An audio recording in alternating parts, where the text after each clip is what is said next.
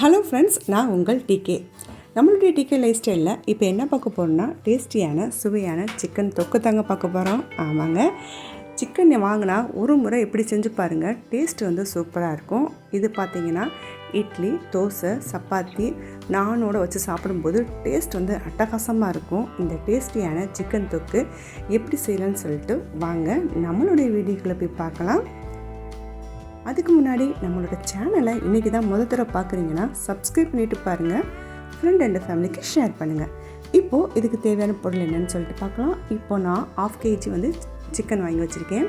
இதை வந்து மஞ்சள் தூள், உப்பு போட்டு நல்லா வந்து வாஷ் பண்ணி எடுத்துகிட்டு வந்துட்டேன். இப்போது இதுக்கு தேவையான பொருட்களை சேர்த்துலாம். நான் 1 டீஸ்பூன் அளவுக்கு வந்து மிளகாத்தூள் சேர்த்துக்கிறேன். உங்கள் காரத்துக்கு தகுந்த மாதிரி நீங்கள் சேர்த்துக்கோங்க. கூடயே 1 டீஸ்பூன் அளவுக்கு மஞ்சள் தூள், இஞ்சி பூண்டு பேஸ்ட்டும் சேர்த்துக்கலாம். தேவையான அளவு உப்பு சேர்த்துக்கலாம். கர்டு சேர்த்துக்கலாம். கர்டு சேர்த்து செய்யும்போது அந்த சிக்கன் எப்பவுமே வந்து சாஃப்டாகவே இருக்கும், ஹார்ட் ஆகாது. அதுக்காக தான். இப்போது இதுக்கு தேவையான கரம் மசாலா தூள் வந்து 2 டீஸ்பூன் அளவுக்கு நான் சேர்த்துக்கிறேன். சேர்த்துட்டு இது எல்லாத்தையும் வந்து நல்லா வந்து மிக்ஸ் பண்ணி விடலாம். நீங்கள் ஒரு முறை நீங்கள் கர்டு ஊற்றி இந்த மாதிரி செஞ்சு பாருங்கள். சிக்கன் வந்து ரொம்ப சாஃப்டாக தான் இருக்கும். சில நேரங்களில் பார்த்திங்கன்னா சிக்கன் வந்து ரொம்ப ஹார்டாக இருக்கிற மாதிரி இருக்கும். நம்ம இந்த மாதிரி கர்டு ஊற்றி செய்யும்போது சிக்கன் வந்து ரொம்ப சாஃப்டாக இருக்கும். இந்த டிப்ஸை ஒரு தடவை ட்ரை பண்ணி பாருங்கள். இது அப்படியே வந்து 1/2 hour வந்து நல்லா ஊறி வரட்டும். இப்போ அதுக்குள்ளேயே இதுக்கு தேவையான பொருட்களை வந்து ரெடி பண்ணிடலாம். இப்போ நான் கடாய் ஒன்று வச்சுருக்கேன். அதில் 2 டீஸ்பூன் அளவுக்கு வந்து நல்லெண்ணெய் சேர்த்துட்டு எண்ணெய் வந்து நல்லா காயட்டும். காஞ்சதுக்கு அப்புறம் இதுக்குள்ளேயே பட்டை, கிராம்பு, ஏலக்காய், சீரகம், சோம்பு, எப்பயும் போல் நம்ம தாளிப்புக்கு சேர்க்குற பொருட்களை வந்து சேர்த்துடலாம்.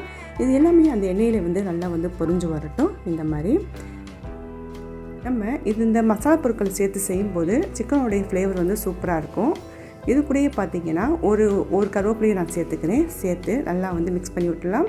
கருவேப்பிலை அந்த எண்ணெயில் நல்லா பொரிஞ்சு வரும்போது டேஸ்ட் வந்து சூப்பராக இருக்கும். இப்போது இது கூடயே 4 மீடியம் சைஸ் அளவு ஆனியனை வந்து கட் பண்ணி வச்சுருந்தேன், அதையே சேர்த்துக்கிறேன். கூடயே காரத்துக்கு தகுந்த மாதிரி பச்சை மிளகா சேர்த்துக்கலாம். இது எல்லாமே வந்து நல்லா வந்து வதங்கி வரணும். இந்த மாதிரி அந்த ஆனியன் வந்து எந்த அளவுக்கு வந்து நல்லா வந்து வதங்கி வரணும். பாருங்கள், இந்த அளவுக்கு வந்து நல்லா வதங்கி வந்துருச்சு. இப்போ இது கூடயே 3 மீடியம் சைஸ் தக்காளி வந்து கட் பண்ணி வச்சுருந்தேன், அதையும் சேர்த்துக்கலாம். இந்த தக்காளி, இந்த ஆனியன் எல்லாமே வந்து நல்லா வந்து வதங்கி வரட்டும். பாருங்கள், இந்த அளவுக்கு வந்து வதங்கி வந்துருச்சு. இது வந்து கரெக்டாக இருக்கும். பாருங்கள், தக்காளி எல்லாமே வந்து வதங்கி வந்துருச்சு. இப்போது இதுக்கு தேவையான அளவு மசாலா பொருட்கள் சேர்த்துடலாம். நம்ம ஏற்கனவே வந்து சிக்கனில் ஊற வைக்கிறதுக்கு மசாலா பொருட்கள் சேர்த்துருக்கோம். அதனால் இங்கே மசாலா தூள் சேர்க்கும்போது நீங்கள் வந்து உங்கள் காரத்துக்கு தகுந்த மாதிரி சேர்த்துக்கோங்க. நான் வந்து 2 டீஸ்பூன் அளவுக்கு வந்து மிளகாத்தூள் சேர்த்துக்கிறேன். 1 டீஸ்பூன் அளவுக்கு வந்து மல்லித்தூள் சேர்த்துக்கிறேன். இந்த ஆனியன் தக்காளிக்காக மட்டுமே நான் வந்து கொஞ்சம் மட்டும் உப்பு சேர்த்துக்கிறேன். சேர்த்து எல்லாத்தையும் வந்து நல்லா வந்து மிக்ஸ் பண்ணி விட்டுடலாம். அந்த மசாலாவோட பச்சை வாசம் எல்லாமே வந்து போய் வரட்டும். அது வரைக்கும் வந்து நம்ம வந்து மிக்ஸ் பண்ணி விட்டுடலாம். பாருங்கள், இப்போ நல்லா வந்து வதங்கி வந்துருச்சு. மூத்திக்கு எண்ணெயுமே வந்து நல்லா வந்து பிரிஞ்சு வந்துருச்சு. நல்லா வந்து மிக்ஸ் பண்ணி விட்டுடலாம். இப்போது இந்த இடத்துல இந்த ஆனியன், தக்காளி, வெங்காயம் எல்லாம் வேகிற அளவுக்கு மட்டும் லைட்டாக வந்து கொஞ்சம் தண்ணி ஊற்றிக்கிறேன். இது எல்லாமே வந்து நல்லா வெந்து வரட்டும். இப்போ வந்து நல்லா வந்து மிக்ஸ் பண்ணி விட்டுடலாம். நல்லா வந்து கொதி வரட்டும்.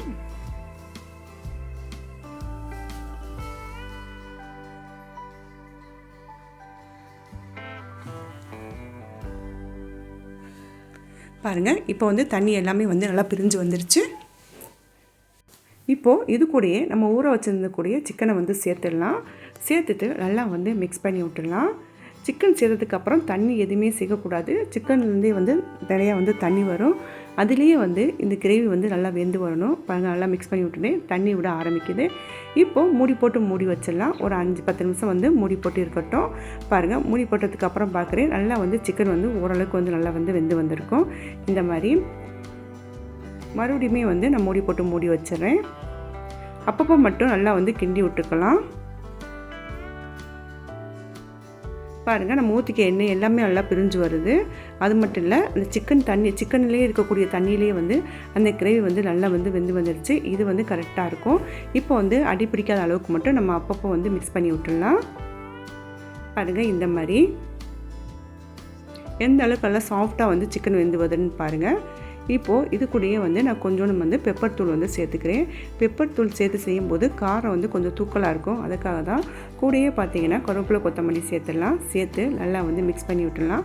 அவ்வளோதாங்க, டேஸ்டியான சுவையான நம்ம சிக்கன் தொக்கு வந்து ரெடி ஆயிடுச்சு. கண்டிப்பாக வந்து ட்ரை பண்ணி பாருங்கள். இது வந்து சாதத்தோட, தோசை, இட்லியோட வச்சு சாப்பிடும்போது டேஸ்ட் வந்து அட்டகாசமாக இருக்கும். கண்டிப்பாக வந்து ட்ரை பண்ணி பாருங்கள். ட்ரை பண்ணி பார்த்துட்டு உங்கள் கமெண்ட் பாக்ஸில் சொல்லுங்கள். இந்த சிக்கன் தொக்கை சமைச்சு பாருங்கள். டேஸ்ட்டை என்ஜாய் பண்ணுங்கள். தேங்க்ஸ் ஃபார் வாட்சிங்.